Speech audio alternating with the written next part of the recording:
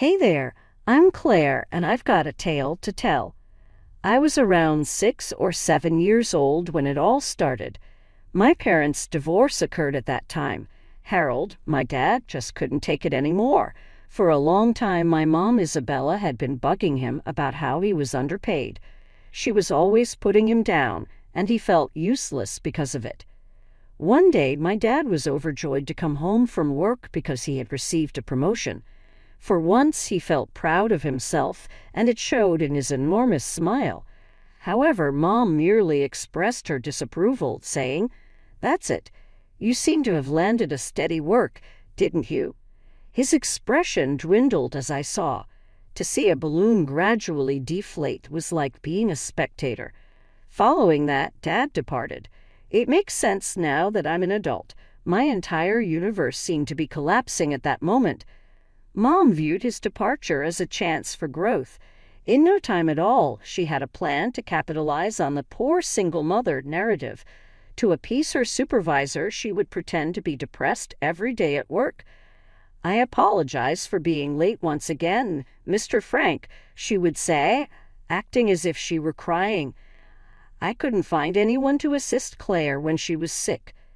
Even though I was perfectly content staying home and watching cartoons, Mr. Frank would reassure her by patting her hand. Mom cared for her hair and cosmetics for hours. We hated getting together as a family. My mom would act out the story of how my dad left us high and dry, leaving us with nothing. I would fidget in my chair, aware it wasn't true. Although I remained silent throughout, I should have known better than to publicly embarrass my mom even when I was so little. Dad was secretly sending money every month, and no one knew about it. It was dubbed child support by him. Mom used to say, "Look at this, Claire," while waving the checks in my direction whenever they arrived. "In your father's estimation, this pitiful sum is sufficient to support a family." Very bad. I had no idea what the intended amount was. All I knew was that it infuriated her. It was already difficult for me when Mom was furious. My ability to observe details improved as I grew older. On occasion, Mom would narrow her gaze as if she caught sight of something she didn't approve of. The reason I looked too much like my dad was eventually explained to me. For her, those were not pleasant recollections, but I remained in her employ nevertheless. You see, I served a purpose. It was impossible to pass up the heartwarming picture of the suffering single mother and her courageous little kid. It garnered her pity, preferential treatment, and even financial aid from the government. Then, once again, everything changed when I was around 10 years old. Mom and Jack met. Wealthy, accomplished Jack. Being a struggling single parent suddenly lost its allure. Becoming the loving wife of a prosperous businessman was her new position. Plus, that depiction no longer included me. It was modest at first. Every day I went to school on clothes, as Mom forgot to wash my clothing. As the other kids made fun of me and muttered and pointed, I would arrive in rumpled and ruined clothes, mortified. Next, there was the matter of the food. The home would be filled with the enticing aroma of Mom's elaborate dinners as she prepared them for her and Jack. However, she would apologize to me when I arrived at the table. There wasn't enough for 3 of them.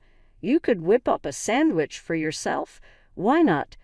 My stomach would start to rumble, so I would whip up a peanut butter and jelly sandwich in the kitchen. The sound of Mom and Jack laughing and the clinking of wine glasses in the dining room made my meager lunch feel even more inadequate. The most distressing aspect was when she began interfering with my academic assignments. I used to put in a lot of time on a project, and then the following morning, it would just vanish. I would arrive at school without anything and had a hard time explaining what had transpired to the teacher. My instructors began to take a more concerned look at me as my grades began to decline. Jack appeared oblivious throughout. Even when he was home, he neglected Mom in favor of his work. She was just wonderful as the doting wife. As she caressed his shoulders, she would whisper, "Jack, my darling, you work so hard. You need some time away." In utter awe, he would smile and gaze up at her. "Isabella, I don't know what I'd do if you weren't here," whatever he would say. The news that Mom was pregnant only made matters worse. Both Jack and Mom sunk their teeth into it. "The doctor says I need lots of rest," she would tell me as she lay on the couch. "Please, would you be so kind as to clean up the house?" While Mom napped or talked on the phone with friends, I cleaned during the afternoons. She would slowly stand up, clutching her almost there baby bump, as soon as Jack returned home. The words, "Oh, honey, I'm so tired," would come out of her mouth. A lot of effort goes into growing a baby. Jack, anxious, would dash over. "Take a seat, my darling. Please fetch water for your mom, Claire." My sense of isolation grew as the months passed. My insecurity made me withdraw socially from my school pals, and I eventually stopped inviting them over to my place. Even at my own house, I felt out of place. Mom treated me more like a servant and expected me to do her bidding. As I lay in bed one night, engrossed in Mom and Jack's enthusiastic discussion about nursery decor, a switch went off in my brain. It became too much for me to manage. I had to leave the house. I did something I had never dared to do before. I picked up my phone, trembling. I contacted my father and informed him about everything: the disregard, the psychological manipulation, and the persistent sensation of being unloved. To reassure me that he was still with me, Dad listened softly. His breathing was the sole sound. There was a lengthy pause when I finished speaking. Then he said, "Get whatever you need. I will come and retrieve you." He sounded serious and authoritative. I woke up bright and early the following morning, my heart racing with a mixture of anticipation and dread. I was too nervous to sleep the night before, so I packed all of my belongings. Coming from the kitchen, I could make out Mom's words as I pulled my bag down the stairs. "Hey, Claire, are you leaving?" she inquired. I was ready for a fist fight when I froze. But as I pivoted around, I beheld her propped up against the entrance, a peculiar grin gracing her countenance. It was almost as if she was relieved. "I'm going to live with Dad," I declared, my voice more forceful than my anxiety. I was taken aback as Mom's smile spread even farther. According to her, well, it's about time. Her tone was nearly joyful. We could use the extra room for the baby, Jack and I. Her remarks were as rude as a slap in the face. A car horn outside cut me off before I could utter a word. Dad had shown up. Still wearing that unnerving smile, Mom escorted me to the door. "Hope you have a wonderful life, Claire," she remarked, nearly forcing me to leave. On my way to Dad's car, I stole a quick glimpse back. As she waved farewell, Mom stood in the doorway, her expression of joy clear. I was going, and she was happier than I had seen her in years. Although it was cramped, I felt more at home at my dad's apartment than in any other I'd stayed in a long time. Unfortunately, our time there was brief. I was awestruck as Dad's business skyrocketed over the following few months. A new contract, a major client, or expansion ideas seemed to pop up in his inbox on a weekly basis. We were house hunting in some of the city's most desirable neighborhoods in less than a year. It was a fantastic house that we purchased. Modernist architecture spanning 2 levels, featuring expansive windows and a magazine-perfect backyard. Compared to our previous flat, my room was much larger. While my dad put in countless hours running his now thriving business, I focused on making our large house feel more like a home. The house was filled with the aroma of exquisite cuisine as I mastered the art of cooking. I oversaw the cleaning crew, planted a garden in the spacious backyard, and kept the entire place neat and tidy. Things started to shift as the months passed. I saw the fruits of Dad's labor crop up time and time again. Our lives became even more fulfilling as his business continued to thrive. I changed schools and enrolled at the city's top private institution. A brand new luxury SUV was the enormous surprise that my dad bought me for my 18th birthday. "Now you can drive yourself to school in style," he remarked with a smile, handing me the keys, "and perhaps do a few errands for your grandpa, too." My thoughts of Mom gradually faded as I adjusted to my new life. Neither she nor any of my relatives on her side ever contacted me, and I made no effort to get in touch with them either. It was still too soon, and the anguish of the memories was too great. Rather, I devoted myself to my academics. I was a college honor graduate before I even realized it had been years since I had started. On the stage, with my diploma in hand, I cast my eyes toward the audience, hoping to see my dad among them. I momentarily lost consciousness as he stood there, beaming with pride. Being loved deeply felt like this. In a smiling gesture, Dad drew me aside after the ceremony. His eyes gleaming, he declared, "I have something for you." A little box was his gift to me. The key was within. "This is for your brand new downtown apartment. It could be a present for graduation." I embraced him fiercely, my eyes watering from the emotions. "Amazing, Dad. I'm grateful for everything." After finishing college, a few years passed.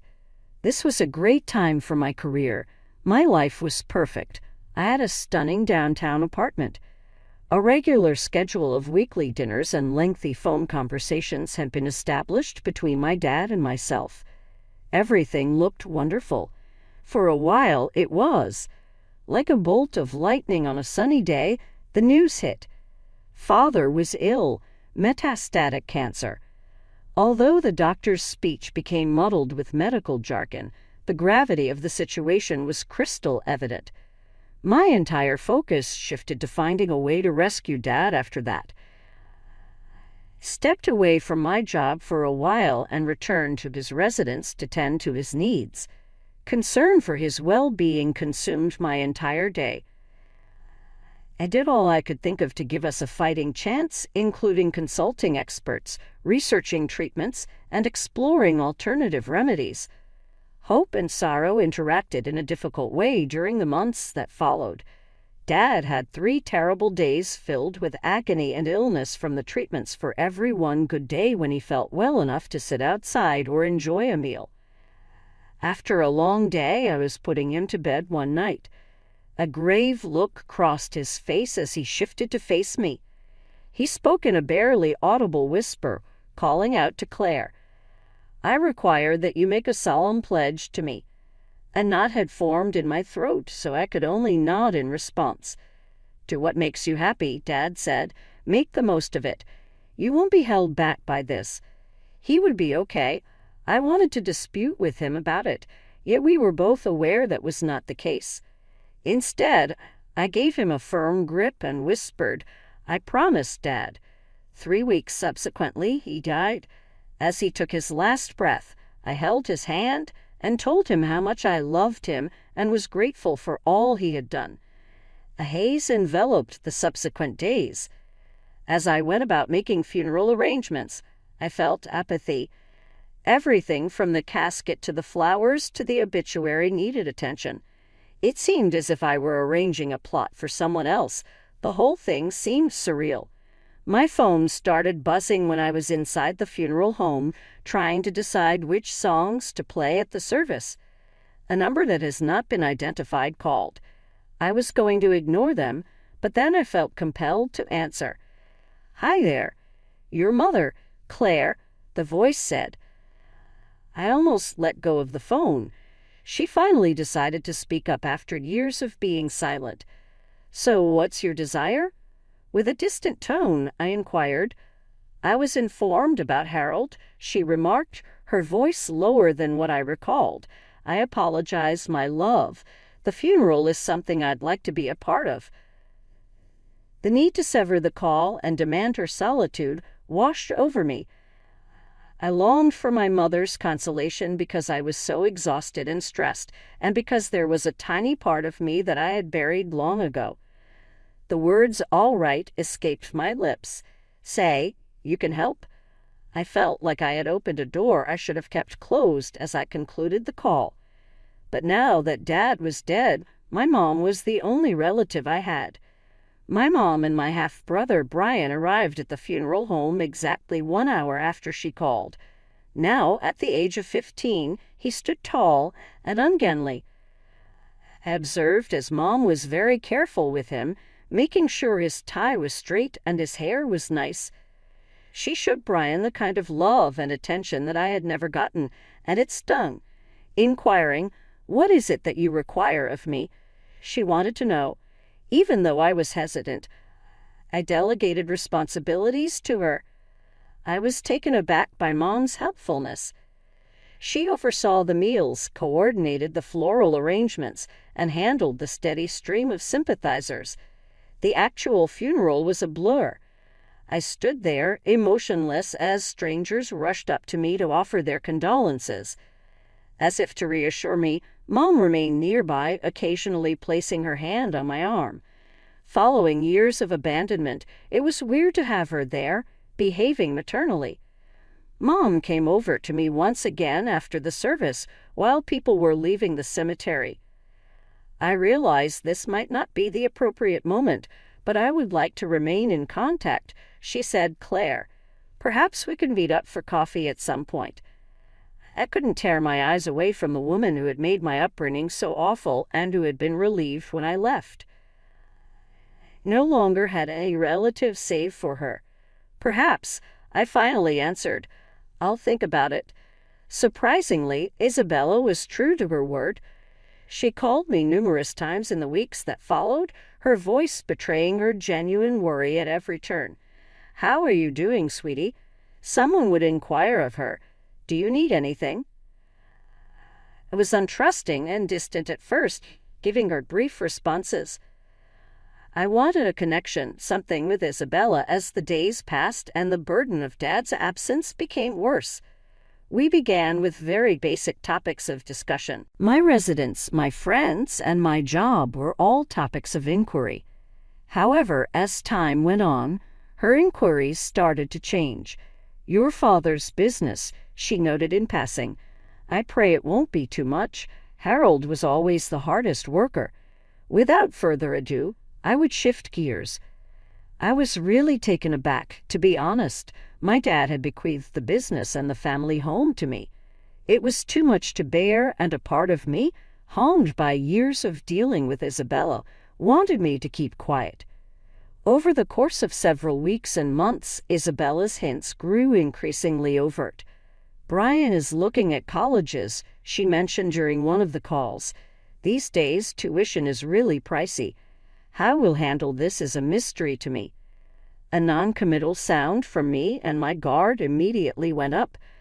"Jack has experienced some difficulties at work," she added another time. "Everyone is feeling the effects of the economy." I could feel the strain in her voice every time we talked about money or their problems. It was as if we were having a conversation every time.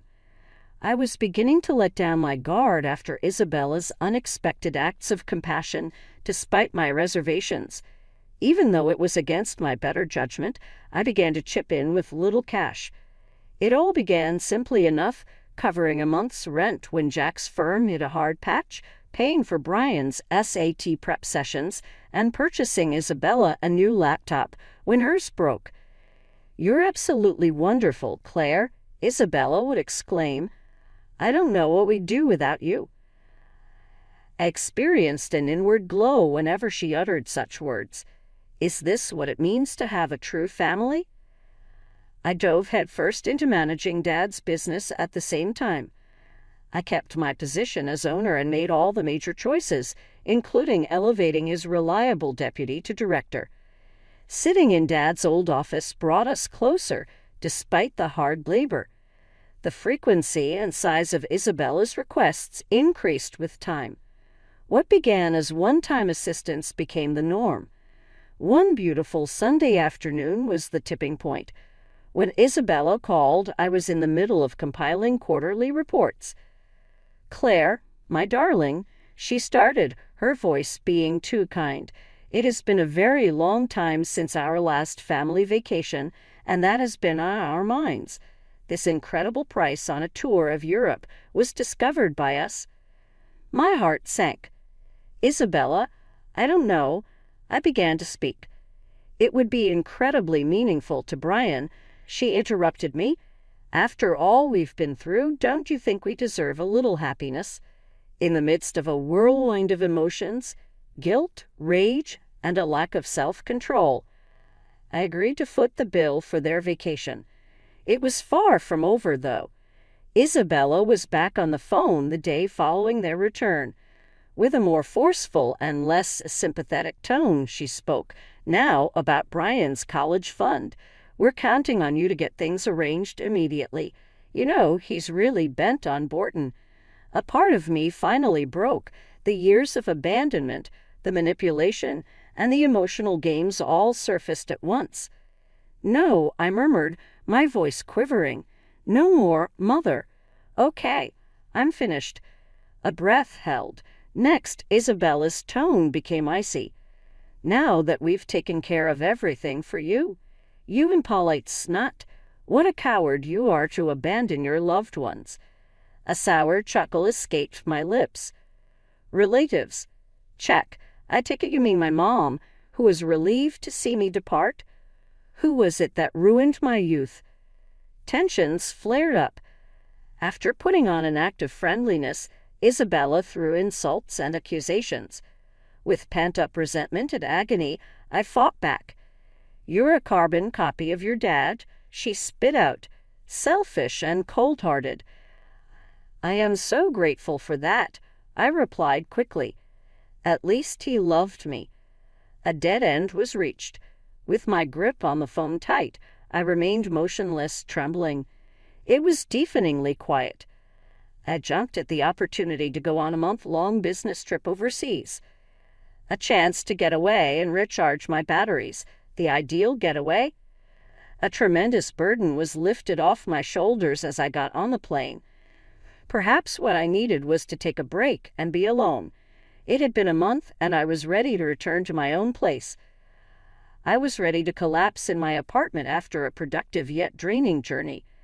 Something seemed off, though, when I turned the key to unlock the door.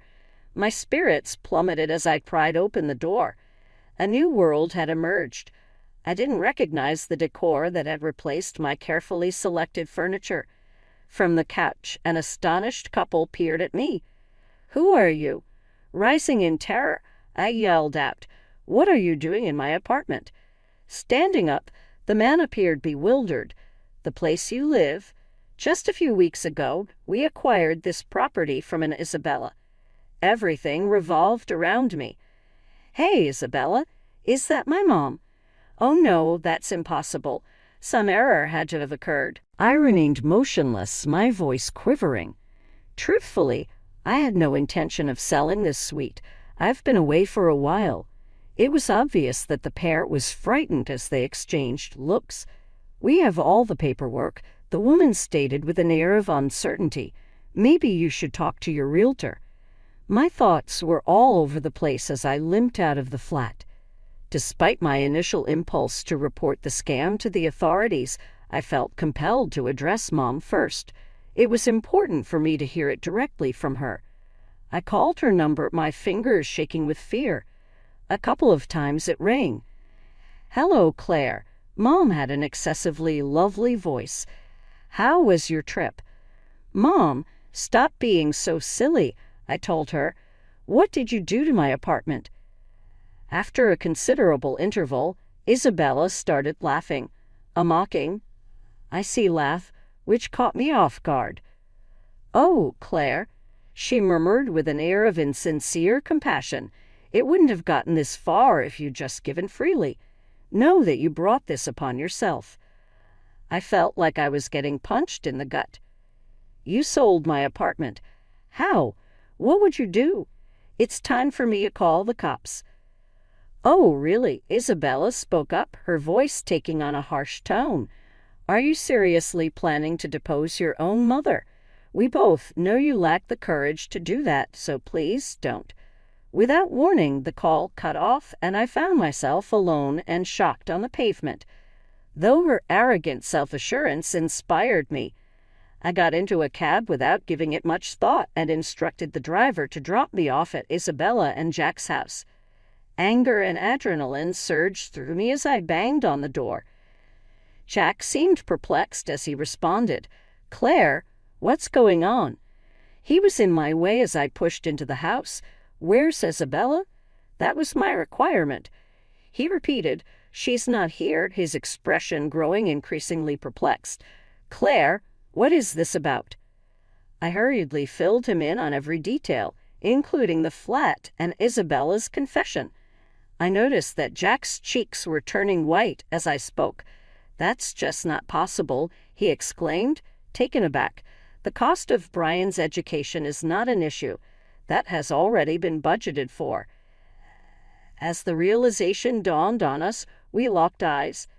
Jack began to fumble with his wallet and pull out bank and credit card statements. As we delved into them, the complete narrative emerged. In order to get out of her debt, Mom had discreetly taken out loans. I was completely unaware, Jack muttered, his face contorted into astonishment.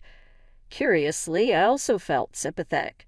To no end had Jack been fooled. My resolve hardened as I learned of Isabella's complete deceit. It had shifted from being solely about me. This was completely deceitful. Without hesitation, I did what was necessary. A tremendous burden was relieved from my shoulders as I ended my call with the 111 operator. I had been Mom's scapegoat for far too long, but that is all over now. It was necessary to conduct the subsequent inquiry, which was not easy. With each new piece of information, Isabella's deceit became more apparent. She had been leading a second life, not only forging my signature to sell my apartment. Expensive clothing, trips to the spa, and stays at 7-star hotels were all detailed on the credit card bills. It was all paid for via a labyrinth of deceit and concealed loans, and none of it was revealed to Jack. Reporters flocked to the courthouse outside the building in search of any juicy tidbits about the trial, which quickly became a media circus. Being the center of attention was hell for me, but I had to admit that it felt good to watch Isabella's flawless image crumble in front of everyone's eyes. Finally, fairness was achieved. All sorts of charges were leveled against Mom, including fraud and forgery. I can still hear the judge's remarks. "You have betrayed your family's trust and shown total contempt for the law, Mrs. Isabella Sermon. You are to pay Claire Surin back the entire value of the apartment and serve a 4-year prison term." Throughout, Jack remained in a state of shock. He gave me a call the day following his punishment. "Claire," he murmured, his voice quivering, "I am requesting sole custody of Brian in my divorce petition. I can't allow her to be in his presence after what she did." After that, I got back to the business of making my life whole again.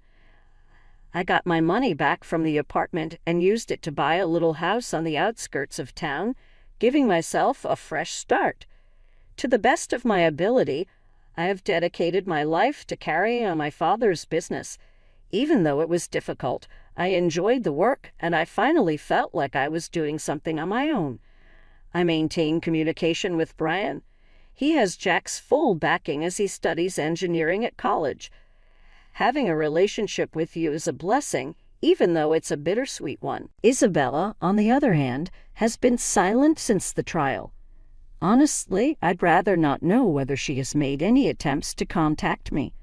That chapter of my life has closed.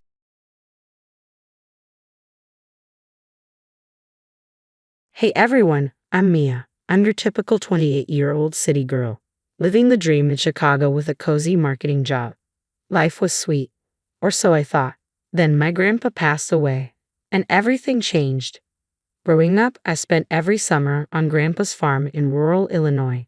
Those were some of the best days, running through cornfields, chasing chickens, and sneaking extra slices of Grandma's apple pie. Grandpa would always wink at me, saying, "Our little secret, Maya Bear." But there was tension too. My Uncle Henry, Aunt Deborah, and cousins Tom and Sandra lived nearby, and whenever they visited, the mood shifted. Grandpa would get quiet, and I'd overhear hushed arguments like, Henry, you can't keep asking for advances on your inheritance.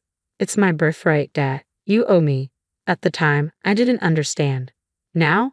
Oh, I get it. Last week, we were all packed into a stuffy lawyer's office for Grandpa's will reading. I was trying to hold back tears, missing him something fierce. Then, the lawyer announced, to my granddaughter Mia, I leave my entire farm and all its assets. You could have heard a pin drop. Then all hell broke loose. This is ridiculous. Uncle Henry shot up, face red as a tomato. Dad promised me that farm. Aunt Deborah screeched like a barn owl. She doesn't know the first thing about farming. She'll ruin it. Tom and Sandra glared at me like I'd robbed them. Real family love, right? I was in shock. A whole farm? Me? A city girl who can barely keep a houseplant alive. But then, a strange excitement bubbled up inside me. Grandpa believed in me. He trusted me with his legacy. I'll do it, I heard myself say. I'll run the farm. Uncle Henry laughed, a nasty, mocking sound. You, little Miss Manicure, you won't last a week. My hands shook, but I held his gaze. Watch me. As we left, I heard Tom muttering to Sandra, Dad'll fix this. No way we're letting her take what's ours. I should have been scared, but instead, I felt fired up. Grandpa saw something in me, and I was going to prove him right. Driving back to Chicago, my mind was spinning. How do you even start running a farm? What about my job, my life? But I remembered Grandpa's words from my last visit. Maya, sometimes life throws you a curveball. You just gotta grab that bat and swing. Well, Grandpa, here goes nothing. Packing up my life felt like jumping off a cliff without a parachute. But no guts, no glory, right? I walked into my boss's office, took a deep breath, and dropped the bomb. I need a leave of absence. I inherited a farm. Her jaw practically hit the floor. A farm? A week later, I pulled up to the farmhouse in my little sedan, feeling like a fish out of water. Before I could even grab my bags, here comes Uncle Henry, stomping across the yard. Well, look who thinks she can play farmer, he sneered. Nice to see you too, Uncle Henry, I said, keeping it civil. This isn't some petting zoo, girl. You're in over your head. I brushed past him, lugging my suitcase. Thanks for the welcome, but I'll manage. If only that was the worst of it. The next morning, I found a huge hole cut in the main pasture fence, cows everywhere. I was running around in my pajamas, herding cows like a city girl rodeo. And it just kept coming. Tractor tires slashed, chicken coop doors left open. Every day, something new. One night, I'd overheard Tom and Sandra whispering behind the barn. Dad says we gotta step it up. Make her life hell till she gives up and sells. What if she doesn't? Sandra asked. Then we get creative. Nobody blame her if she had an accident out here, all alone. My blood ran cold. This wasn't just family squabbling anymore. This was dangerous. I went to the sheriff, John, no relation, unfortunately, but he laughed it off. Sounds like typical new farmer troubles. You sure you're cut out for this, little lady? With no help from him, I was at my wit's end when my boyfriend Jake came to visit. I thought, finally, some support. But after just one day of nonstop chaos, he broke down. Maya, this is insane. Just sell the damn place and come back to Chicago. I can't, Jake. This was Grandpa's legacy. Well, I didn't sign up for this drama. Call me when you come to your senses. And just like that, he was gone. I cried myself to sleep that night, feeling more alone than ever. But the real blow came a few days later. I finally lined up a meeting with some big produce buyers, a chance to turn things around. The night before, I went to check on the animals one last time when wham, someone shoved me into the barn and slammed the door. Hey, let me out, I screamed, pounding on the door, but it was padlocked from the outside. I spent the whole night trapped, missing my big meeting. When I finally got out the next morning, filthy, exhausted, I seriously considered throwing in the towel. Maybe they were right. Maybe it wasn't cut out for this. Then, in the corner of the barn, something caught my eye. A faint glint from beneath a pile of old tools. Curiosity took over, and I went to check it out. What I found changed everything. After that awful night trapped in the barn, I was done. Finished. I stumped into the house, grabbed my suitcase, and started shoving in clothes. They win, I muttered, wiping away angry tears. I can't do this anymore. But as I was clearing out the attic, looking for some old photos to remember Grandpa by, I noticed something odd. A floorboard that didn't quite fit. I pried it up, and beneath it was a hidden compartment with a dusty journal and a stack of legal papers. My hands shook as I opened the journal. It was Grandpa's handwriting. I whispered, "Oh my God," as I read entry after entry. The truth was all there. Years of Uncle Henry embezzling from the farm, cooking the books, and squeezing Grandpa for more money. And the papers? A real will, not the one from the lawyer's office. This one clearly stated the farm was meant for me, always. But there was more. Mixed in with farm records were notes on a shady real estate scheme Uncle Henry had been involved in. It looked like he was buying up land to flip for massive profits, and not exactly legally. I realized I needed help. This was way beyond anything I'd ever dealt with. That's when I remembered Maria, a friend I'd met in town. I took a chance and called her, praying she'd pick up. "Maria, it's Mia from the John farm. I need your help. It's big." Bless her, she came right over. We spread everything out on the kitchen table, and her eyes grew wide. "Maya, this is huge. Your uncle could go to jail for this." "So, what do we do?" A glint sparked in Maria's eyes. "We play it smart. Make them think they've won, then hit them where it hurts." We stayed up all night, plotting and planning. By morning, we had a game plan that would make Sun Tzu proud. Step 1. Make them think I was leaving for good. I waited until I knew Uncle Henry would be watching, then started loading up my car, putting on my best defeated face. Right on cue, he swaggered over. "Finally saw sense, huh? Knew you couldn't hack it." I forced myself to look defeated. "You were right, Uncle Henry. I'm not cut out for this. The farm's all yours." "Damn straight it is. They'll let the door hit you on the way out, princess." It took everything I had not to slap the smug look off his face. Instead, I got in my car and drove off, watching his little victory dance in my rearview mirror. Little did he know, I was just heading to Maria's to lay low. For the next 2 weeks, Maria and I worked nonstop. We dug deeper into Uncle Henry's shady dealings, following every lead like unraveling the world's most corrupt sweater. One night, Maria pointed at her laptop, shaking her head. "Look at this. Your uncle's name is all over these land purchases. He's been hiding behind shell companies." I whistled.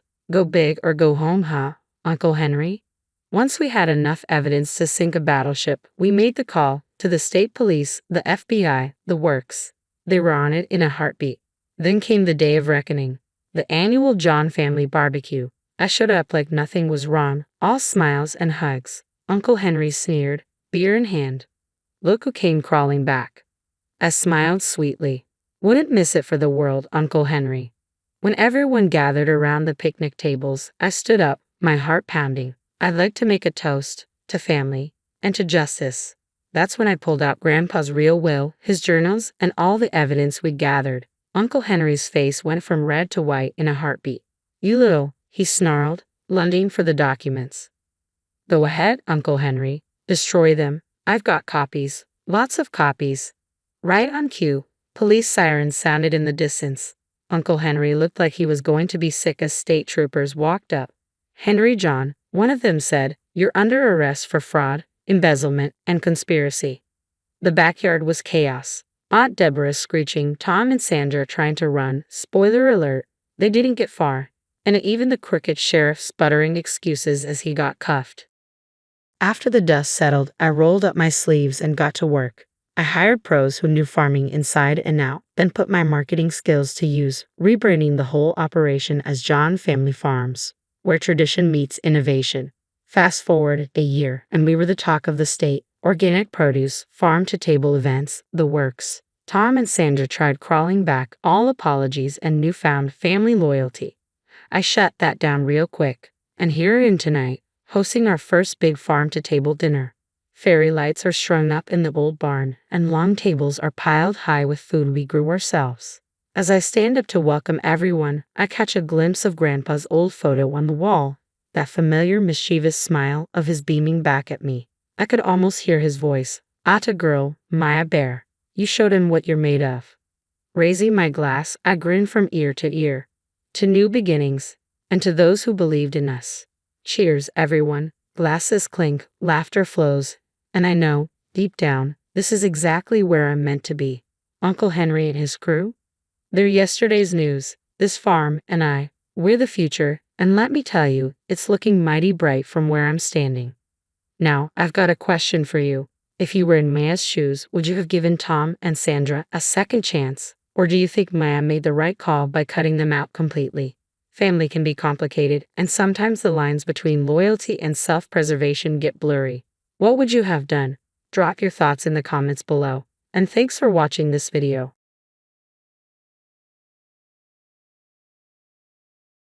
I'm Safia, 25, working at my dad's jewelry store and dreaming of breaking out as a designer.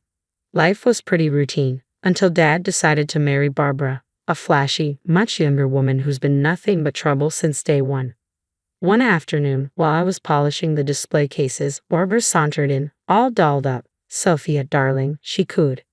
"I've got a little something for your birthday." She pulled out an antique necklace, sparkling and probably worth more than my car.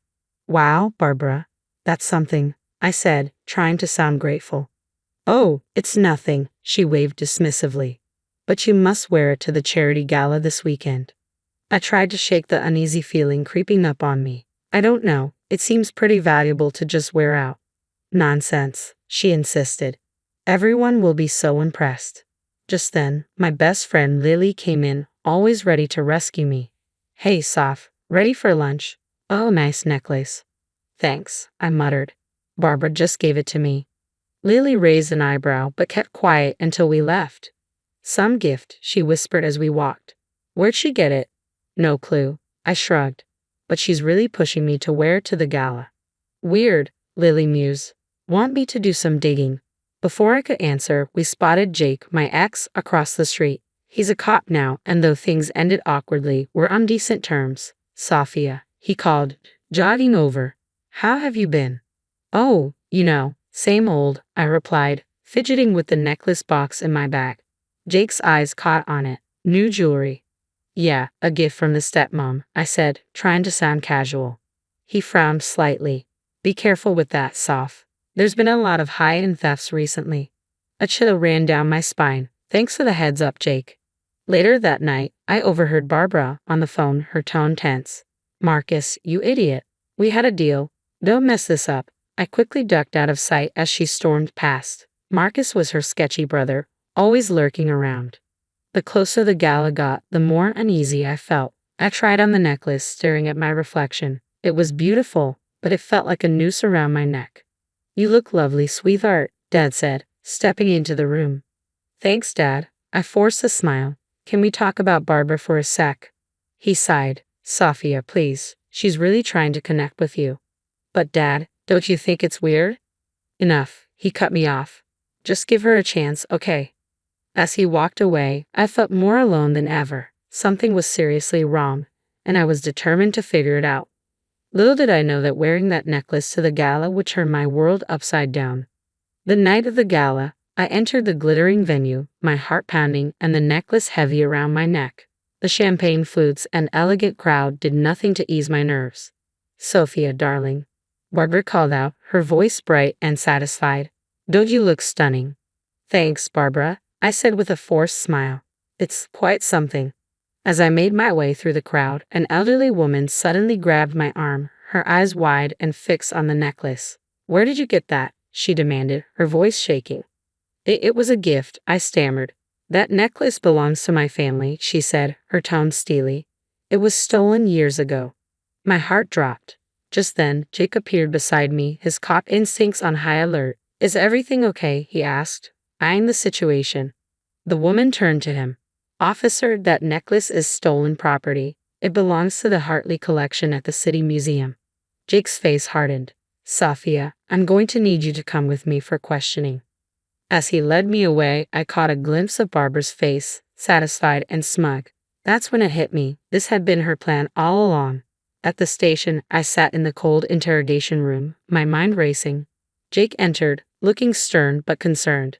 "Liv, you've got to level with me," he said. "Where'd you really get the necklace?"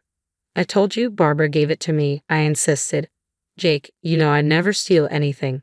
He sighed, running a hand through his hair. "I want to believe you, but there's more. We've been getting reports of missing inventory from your dad's store, and rumors that you've been struggling financially." My jaw dropped. "What? That's insane. Who's saying that?" He looked uncomfortable. "Multiple sources, including your stepmother." The pieces started falling into place. Barbara's insistence on the necklace, the rumors, it was all part of some twisted setup. Jake, you have to believe me. Barbara's framing me. I don't know why, but that's enough, Sophia. My father's voice cut through the room as he burst in, Barbara at his side. How could you do this to our family, to our business? Dad, no, I didn't. Save it, he said, his voice cold. I can't believe I trusted you with the store. Barbara was right about you all along. Barbara placed a comforting hand on his shoulder, her eyes gleaming with fake sympathy. Oh, David, I'm so sorry. I had no idea the necklace was stolen when I bought it from that antique shop. I stared at her, speechless. The web of lies was so thick I could barely breathe. Mr. Thompson, Jake interjected, we'll need to investigate further before pressing charges. Sophia, you're free to go for now, but don't leave town. As I stumbled out of the station, my world crumbling around me, I knew one thing for certain. I had to clear my name and expose Barbara for who she really was. But with my own father turned against me and my reputation in ruins, I had no idea where to start.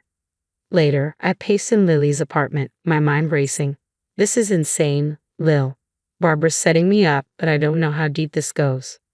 Lily's fingers flew over her laptop keyboard. I've been digging into Barbara's background, and Sophia, you're not going to believe this. She turned the screen toward me.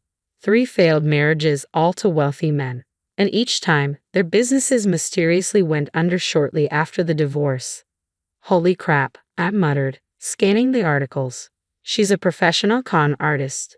Just then, my phone buzzed. It was Alex, an old college friend who worked in cybersecurity. Hey, Liv, I did some digging on those transactions you asked about. There's definitely something fishy going on between Barbara and her brother Marcus. Spill it, Alex, I urged. Large sums of money moving between offshore accounts. And get this, Marcus has a record, art theft, fencing stolen goods, you name it. My head spun. So Barbara married my dad to get access to the store's client list and info on valuable pieces. Then she and Marcus, what, plan to rob them? Looks that way, Alex confirmed. Framing you was probably their way of diverting attention from their bigger scheme. A knock at the door made us all jump. It was Jake, looking nervous. I shouldn't be here, he said, glancing over his shoulder. But I had to tell you, the museum heist, it's bigger than we thought. Multiple pieces stolen over months. Someone on the inside had to be involved. I felt sick. Jake, I swear, I had nothing to do with. He held up a hand. I know, Liv, I believe you. That's why I'm here. Something's not adding up about your stepmom's story. Lily piped up. Jake, we found some things you need to see. As we showed him our findings, his face grew darker. This is serious, Sophia. But it's all circumstantial. We need hard proof to take them down. Suddenly, my phone rang. It was my dad, his voice shaky. Sophia, I think I've made a terrible mistake. I just overheard Barbara on the phone with Marcus. They were talking about the store, about me, and about you. It's bad, sweetheart. Really bad. My heart raced. Dad, listen to me. Don't let on that you know anything. We're working on exposing them, but we need more evidence. He hesitated, then said, the store's anniversary party is next week. Everyone will be there, including Marcus. Whatever they're planning, I bet it goes down then. I looked around at the determined faces in the room. All right, team. We've got one shot at this. Let's make it count. We spent the next hour planning every detail. Alex would hack into the venue's AV system, ready to display our evidence. Lily would wear a wire, trying to coax a confession out of Barbara or Marcus. Jake would coordinate with his trusted colleagues, prepared to move in at the right moment. And me, I had to confront Barbara and Marcus head-on and get them to slip up in front of everyone. As we finalized the plan, a mix of fear and determination settled over me. This wasn't just about clearing my name anymore. It was about justice, about protecting my family, and about stopping Barbara and Marcus from hurting anyone else. I took a deep breath. All right, let's take these scumbags down. The anniversary party was in full swing when I walked in, heart pounding. Just then, the room quieted as Marcus burst in, looking panicked. We've got a problem, he hissed, grabbing Barbara's arm. I moved closer, straining to hear. Not now, you idiot, Barbara snapped. Yes, now, Marcus insisted.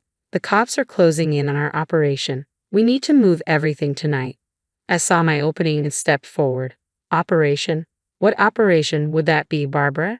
The room went silent, all eyes on us. Barbara's gaze turned cold. Sophia, dear, she sneered, you've had too much champagne. Oh, cut the crap, I said, my voice ringing out. We know everything, the stolen necklace, the fake antique shop, the plot to frame me. It's over. Marcus lunged for the exit, but Jake and his colleagues were already there, blocking the way. Barbara's mask dropped as she snarled, you have no idea who you're dealing with. I laughed coldly. Oh, I think I do. A washed-up con artist and her petty thief brother, desperate for one last score. Alex's voice came over the speakers. Ladies and gentlemen, if I could direct your attention to the screens. Financial records, recorded conversations, and evidence of Barbara and Marcus's past crimes flashed across the venue's displays. Gasps and murmurs filled the room. You can't. Barbara stammered, her composure crumbling. My dad stepped forward, his face a mix of anger and betrayal. How could you, Barbara? I trusted you. I love you. She sneered. Oh, please. You were just another Mark. A lonely old man with a failing business. Easy pickings. Jake stepped in, cuffs at the ready. Barbara and Marcus, you're under arrest for fraud, theft, and attempted framing. As they were led away, I felt a huge weight lift. It was finally over. The elderly woman from the gala approached me, tears in her eyes. Thank you, dear. That necklace. It's been in my family for generations. I can't tell you what this means. I smiled, relieved. I'm just glad it's back where it belongs. Now, I've got a question for you. If you were in my shoes, would you be able to forgive your father for dubbing you and siding with Barbara? How much trust can really be rebuilt after such a betrayal? Share your thoughts in the comments below.